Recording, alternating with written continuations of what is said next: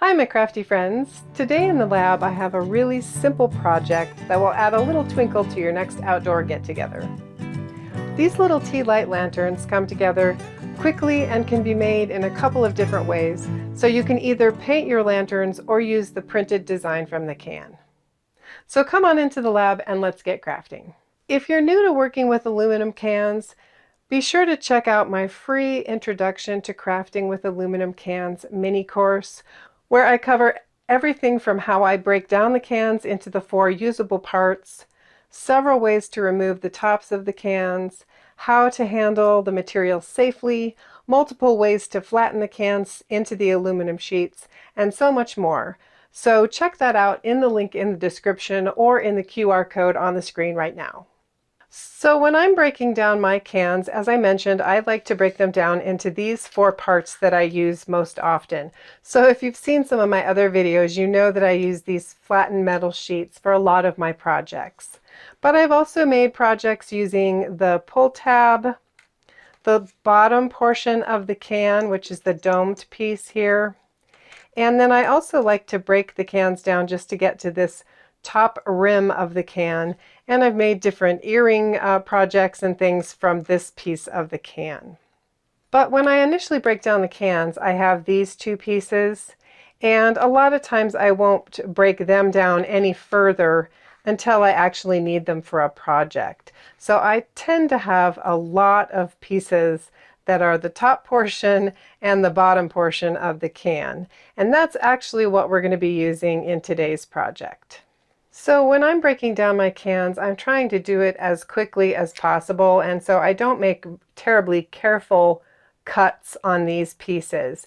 And if you want to, you can go ahead and trim down your edges to make them a little bit more even.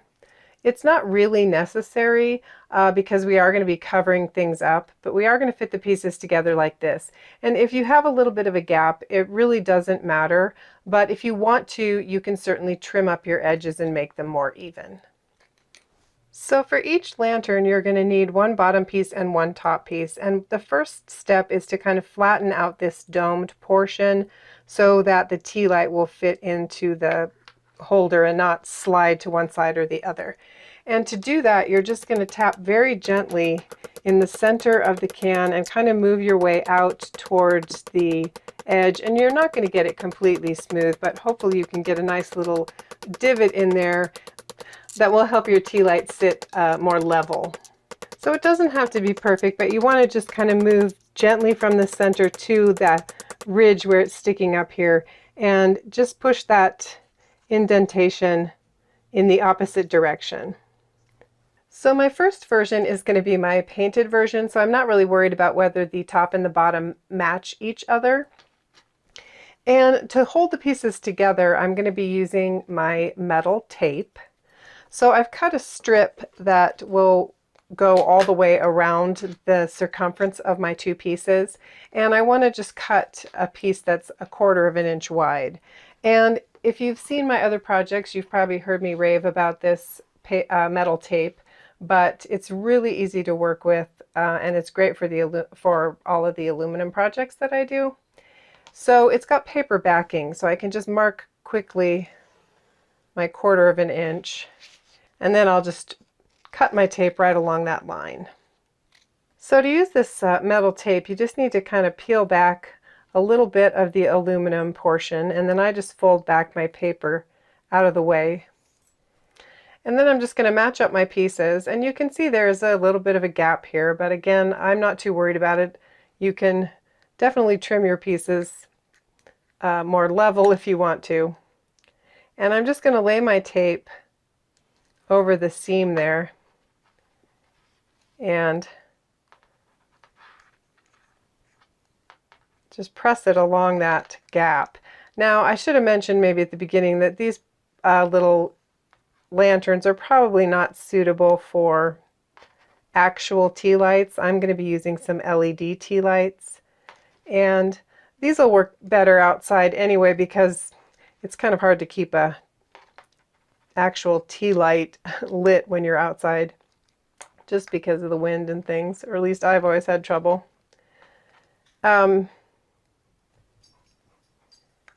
You could probably use a regular tea light in these, but they are going to get a little hot, and I don't know how well your tape would hold up with the heat and things. And then these aren't really made to be left outside either. You are going to want to just kind of use them as decorations.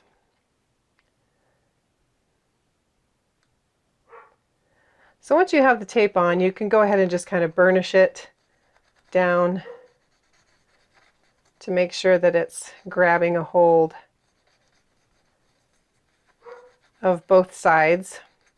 And then you can go ahead and add a coat of your favorite color spray paint. If you've seen any of my other videos, you know that this Rust-Oleum copper finish is my go-to when I'm spray painting my projects for outdoors. So here's one that I've painted already, and you could leave it just the copper color, but I'm going to go ahead and add just sort of more of an antique looking finish by adding a little bit of black paint and then kind of dabbing it back off. So it doesn't really cover the copper up much. It just makes it look a little bit more, I don't know, worn out kind of, I guess is what I would say. And you can put as much black on as you want. You can add a little water if you need to.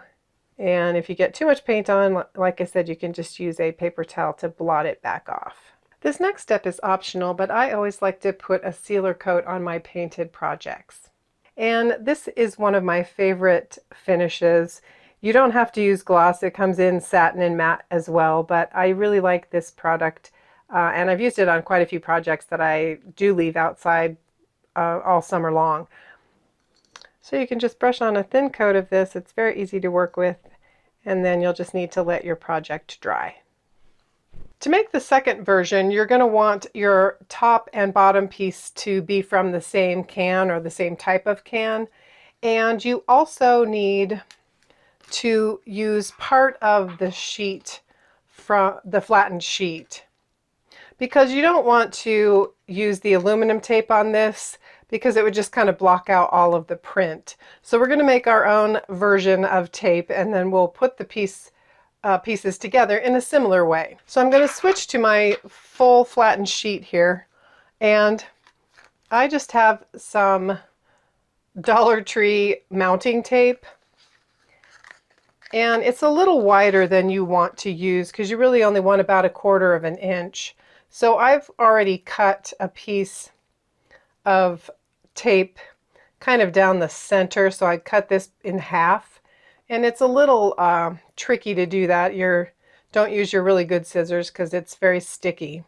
Now the only thing about this is that your aluminum can is not going to be quite long enough for to go all the way around because you're adding some thickness here. So this is only the length of the circumference of the can, so you need a little bit of extra. But what you want to do is kind of pick the part of the can that you want to use, and I'm going to use this sort of circle part down here at the bottom. So I'm just going to take my mounting tape and place it down here towards the bottom.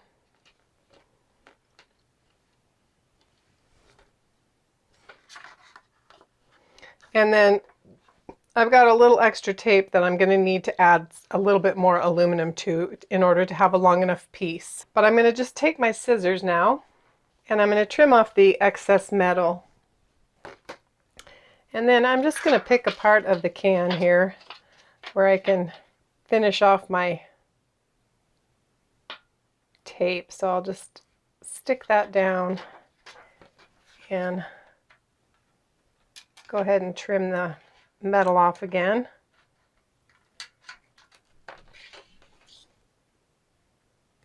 You want to be sure to catch all of your little metal pieces and get them thrown away. So once you have your metal trimmed down to the tape, you can pretty much use this the same way that you did the metal tape.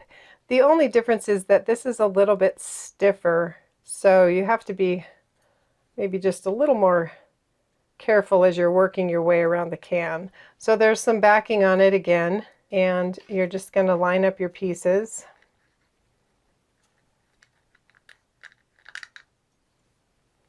And then you can lay your tape over the seam and just work your way around the can until you have the whole thing attached. Now this does make a little bit thicker tape piece, and so there's a little more dimension on this one, but I think I actually like these better with using the print. They're a little more fun, and you can kind of show off all the different colors of cans. Now hopefully I've made my tape piece just a little bit longer than I need, because with the metal tape you can overlap your tape, but on this you want to make sure that you're trimming it. So once you get to the end you can kind of trim that off and it should line up pretty well. So you are going to have a couple little seams. You can think about how you want to use the art, but you can see that this piece has a little splice in there. So once you're done, you have a fun little printed version for your tea light. So the final step is to add the little hanger, and so you can kind of determine where you want the front and back and sides to be. So I'm going to just poke my first hole just right up under the rim of the can, and I'm just using a Dollar Tree piercing tool. And then you can measure, but I am not great at measuring curves anyway, so I'm just going to eyeball and try to put the second hole straight across from my first hole. So I'm going to be using some 18 gauge wire, and I have a copper color for my little copper pots and a silver color for my other pieces. And I'm going to cut a piece of wire 9 inches long. And then I'm going to go ahead and just insert the wire into one of my holes. And I'm going to use my round-tipped jewelry pliers just to make a small coil on both ends to hold it in place. And I'll pull that into place and kind of reshape my wire so that it has a nice smooth curve to it again. There's my printed version and my painted version. And as I mentioned, I'm going to be using LED lights, and I did spend a little bit more money to get the rechargeable version. I'll put a link to these in the description. So here's what they look like. They just come with a USB cord, and like I said, you get a little remote. So I think they'll work well in these little tea light containers, and I'm excited to try them outside. So that's it for today's video. If you enjoyed this project and would like to see more creative ways to transform ordinary items into beautiful handmade decor, jewelry, and more, be sure to subscribe to the Upcycled Design Lab and click the notification bell so you don't miss future projects. I'd also appreciate it if you'd give this video a thumbs up. It helps YouTube to understand that people enjoy this type of content, which allows the channel to reach more creative makers just like you. If you're new to aluminum can crafting, don't forget to check out my free aluminum can mini course. It's packed with beginner-friendly lessons to help you get started with confidence. And finally, be sure to join my email list. Subscribers get project updates, new tutorials, course announcements, and plenty of creative inspiration delivered right to their inboxes. You can find all the links in the description. Thanks so much for watching, and I'll see you in the next video.